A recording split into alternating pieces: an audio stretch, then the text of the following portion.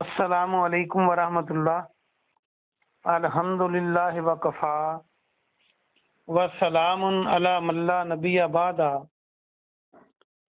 اللہ مہربان کے فضل و کرم سے ہمارا آج کا سبق سورہ آل عمران کی آیت نمبر 45 سے لے کر 47 تک ہوگا انشاءاللہ، 45 سے لے کے 47۔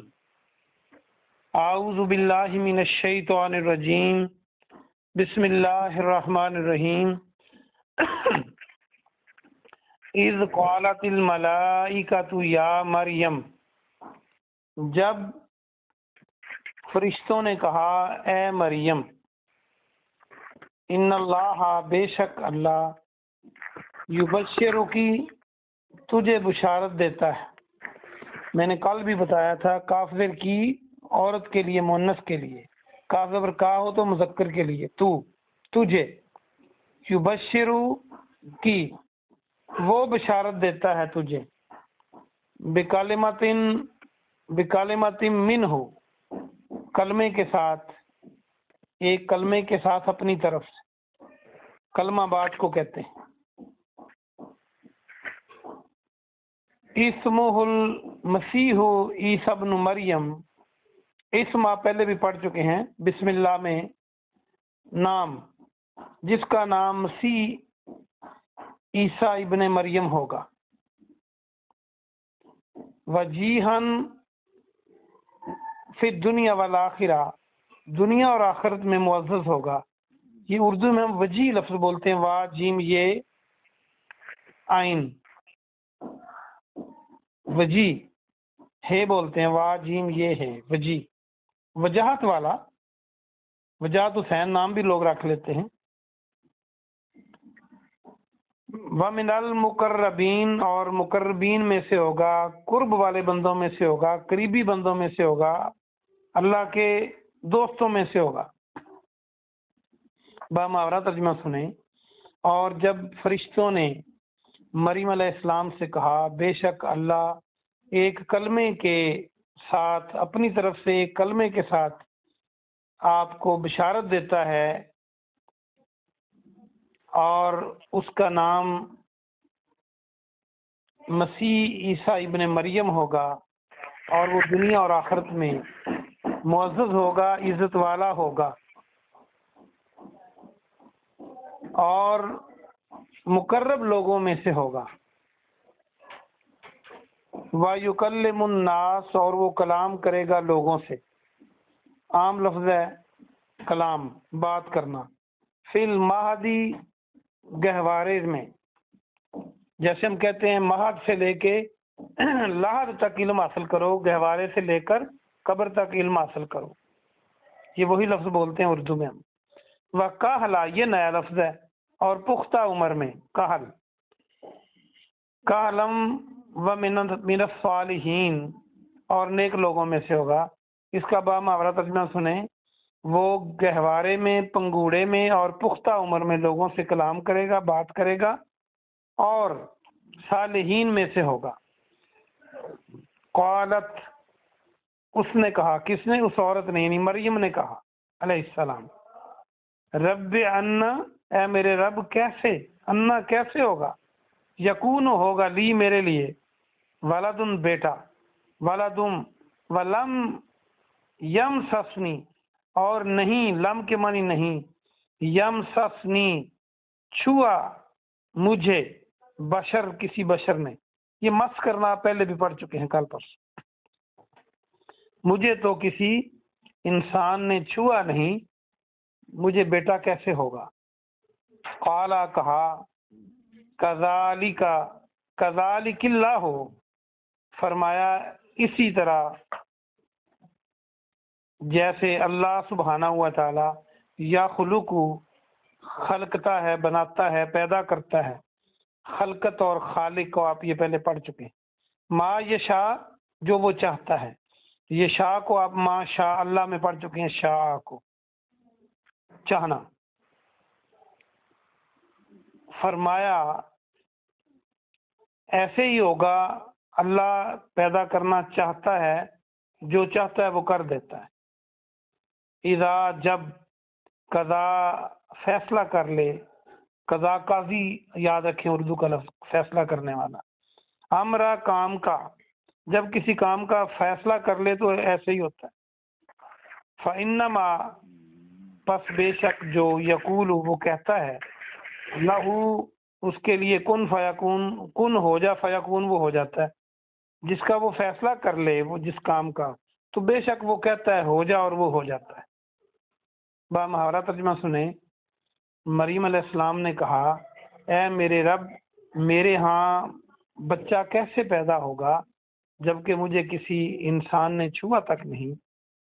تو فرمایا فرشتوں نے ایسے ہی ہوگا، اللہ جسے چاہتا ہے پیدا کرنا وہ پیدا کر دیتا ہے، اور جب وہ کسی کام کا فیصلہ کر لے تو بے شک وہ کہتا ہے ہو جا اور وہ ہو جاتا ہے۔ یہ تینوں آیتیں ہو گئیں اور بہت آسان سبق ہے۔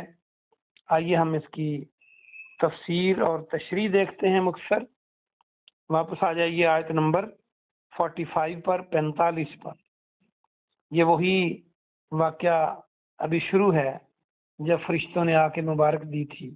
یہاں پر بھی فرشتوں نے مریم علیہ السلام کو خوشخبری دی کہ اللہ کی طرف سے کلمے کی خوشخبری لیں، اسی لیے عیسیٰ علیہ السلام کو کلمۃ اللہ کہتے ہیں۔ کئی لوگوں کو یہاں سے غلط فہمی ہوئی ہے کہ وہ اللہ کی مخلوق نہیں ہے، تو اسی لیے عیسائیوں نے یہ غلط عقیدہ بنایا کہ وہ اللہ کا بیٹا ہے یا اللہ میں سے ہے، نعوذ باللہ، وہ اللہ کی مخلوق ہیں۔ تو کلمۃ اللہ اس کو اس لیے کہتے ہیں کہ اللہ کے حکم سے وہ پیدا ہوا ہے، جو عام پیدائش کا طریقہ اللہ نے دنیا میں متعارف کروایا ہے، مرد عورت کی شادی والا، اس کے ذریعے سے نہیں ہوا، تو اس لیے اس کو کلمۃ اللہ بھی کہتے ہیں۔ اور ساتھ ہی بتا دیا کہ اس کا نام جو ہوگا وہ مسیح عیسیٰ ابن مریم ہوگا۔ مسیح اس لیے کہا کہ مسیح کا ایک معنی ہے بہت زیادہ سیر کرنے والا، سیاحت۔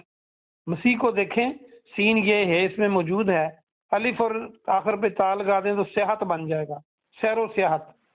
وہ بہت سیر کرے گا، انہوں نے بہت جگہ گئے اللہ کی تبلیغ کی خاطر۔ دوسرا اس کا معنی یہ ہے مسیح مس کرنے سے، کہ وہ ٹچ کرے گا تو اللہ کے حکم سے کوڑی درست ہو جائیں گے، نابینا ٹھیک ہو جائیں گے، وغیرہ وغیرہ۔ یہ بھی تفسیر اس کی بنتی ہے۔ تو اس کا نام عیسیٰ ابن مریم ہوگا۔ اب ابن مریم اس لیے کہا، باپ کا نام نہیں لیا کہ وہ بغیر باپ کے اللہ نے پیدا کیا۔ اللہ چاہے تو آدم علیہ السلام کو ماں اور باپ دونوں کے بغیر پیدا کر دیا، عیسیٰ علیہ السلام کو بغیر باپ کے پیدا کر دیا، مریم اس کو حوا علیہ السلام کو بغیر ماں کے پیدا کر دیا، آدم علیہ السلام کو ماں اور باپ دونوں کے بغیر پیدا کر دیا، زکریا علیہ السلام کا بیٹا بڑھاپے میں دے دیا جب میاں بیوی دونوں شادی تو تھی لیکن انتہائی بوڑھے تھے، بیوی بانجھ تھی اور زکریا علیہ السلام انتہائی بوڑھے تھے، وہ جیسے چاہے کرے۔ تو باپ کے بغیر پیدا کیا تو اس لیے ماں کا نام ساتھ لگا، عیسیٰ ابن مریم۔ وجیہن وہ معزز ہوگا، وجیح و وجاہت والا ہوگا دنیا اور آخرت میں۔ آپ نے دیکھ ہی لیا کہ اللہ نے کس انداز میں ان کی مدد فرمائی اور ان کو کیا کیا عزتیں نوازیں۔ وَمِنَ الْمُقَرَّبِينَ اور اللہ کے مقرب بندوں میں سے ہوگا، اور وہ گہوارے میں بات کرے گا لوگوں سے۔ وہ پھر کی عیسیٰ علیہ السلام نے آگے آئے گا تفصیل کے ساتھ کہ کیسے کی، میں بتاؤں گا بھی۔ پھر پنگوڑے میں بچپن میں چند بچوں نے بات کی، جریج کے ساتھی نے بات کی اور عیسیٰ علیہ السلام نے کی، موسیٰ اس کا یوسف علیہ السلام کی گواہی جس بچے نے دی اس نے پنگوڑے میں بات کی۔ تو اللہ چھوٹے بچوں سے گواہی دلوا دی مریم علیہ السلام کی پاکیزگی کی اور یوسف علیہ السلام کی پاکیزگی کی، اور بڑھاپے میں بھی، وہ جوانی میں بھی، پختہ عمر میں وکاہلا بات کرے گا، یعنی جوان ہو کر بھی وہ اللہ کی تبلیغ کریں گے، لوگوں سے باتیں کریں گے اور نیک لوگوں میں سے ہوں گے۔ یہاں پر ایک بات جو آگے آ رہی ہے وہ یہ ہے کہ مریم علیہ السلام نے کہا کہ میرے کیسے بیٹا ہوگا، مجھے کسی بشر نے چھوا نہیں، نہ میری شادی ہوئی ہے، نہ میں بدکار عورت ہوں، تو کیسے ہوگا؟ اللہ نے فرمایا کذالک اللہ یخلق ما یشاء، یخلق کو لفظ استعمال کیا اللہ نے، خلق، کہ اللہ جب چاہتا ہے ایسے ہی ہوتا ہے، خلق دیتا ہے۔ تو اس بات سے ثابت ہوا کہ اللہ کی مخلوق ہیں عیسیٰ علیہ السلام، اس لیے خلق کا لفظ استعمال کیا ہے۔ جعلہ کا بھی کر سکتا تھا اللہ، لیکن اس کے لیے اسپیشلی جو خلق کا لفظ ہے یہ مخلوق کے لیے، اللہ کی مخلوق ہے عیسیٰ علیہ السلام، اللہ کا حصہ کوئی بھی نہیں ہے۔ اور جب کوئی امر اللہ کر لیتا ہے تو اللہ کو میٹیریل کی ضرورت نہیں ہوتی، جیسے ہمیں ہوتی ہے مکان بنانا ہے تو اینٹیں اور سیمنٹ چاہیے، اللہ تو فرما دیتا ہے ہو جا اور وہ چیز ہو جاتی ہے۔ اور وہ اس قدر اللہ کی تابعدار ہوتی ہے کہ جب تک وہ اللہ اس کو باقی رکھنا چاہتا ہے باقی رکھتا ہے، اور جب اسے ختم کرنا چاہے آرڈر دیتا ہے، ختم ہو جاتی ہے۔ پھر بڑی بڑی چیزیں، پہاڑ کیا چیز ہیں، زمین کیا چیز ہے، سورج اور کئی ستارے سورج سے بھی بڑے ہیں، وہ بھی اللہ کے حکم کے غلام ہیں، ایک بال برابر اپنا راستہ نہیں چھوڑتے، ایک فٹ پر گھنٹے کے حساب سے اپنی سپیڈ کو کم یا زیادہ نہیں کرتے، یعنی ان کی سپیڈ مقرر ہے، ان کا رخ مقرر ہے، ان کا ہر چیز مقرر ہے، اس کے حساب سے لاکھوں میلوں سپیڈ سے چل رہے ہیں، لاکھوں سالوں سے چل رہے ہیں۔ یہ تو انسان اور جن کو اللہ نے اختیار دیا ہے کہ یہ اچھا راستہ ہے، یہ برا ہے، جیسے چاہو کرو، اس لیے ہم نماز کا وقت ہو تو ہم نہ بھی پڑھنا چاہیں تو ہم لیٹے رہتے ہیں رضائی میں کہ جی آج نہیں پڑھتے۔ تو اللہ کی باقی مخلوق جو ہے وہ اللہ کے حکم کی پابند ہے، ایک بال برابر بھی وہ اپنے راستے سے اللہ کے حکم سے نہیں ہٹ سکتے۔ اللہ پاک سے دعا ہے کہ اللہ پاک ہمیں قرآن اور حدیث سمجھنے کی توفیق عطا فرمائے اور اس پہ عمل کرنے کی توفیق عطا فرمائے، اور اللہ کا ہمیں بھی مقرب بندہ بنائے، صالحین میں سے بنائے، اور اللہ دونوں جہانوں میں موج فرمائے، اور ایمان والی صالح اعمال والی اور عیش و بہار والی زندگی یہاں بھی دے اور آخرت میں بھی یہی نعمتوں سے نوازے، آمین۔ سبحان ربک رب العزت عما یصفون وسلام علی المرسلین والحمد للہ رب العالمین۔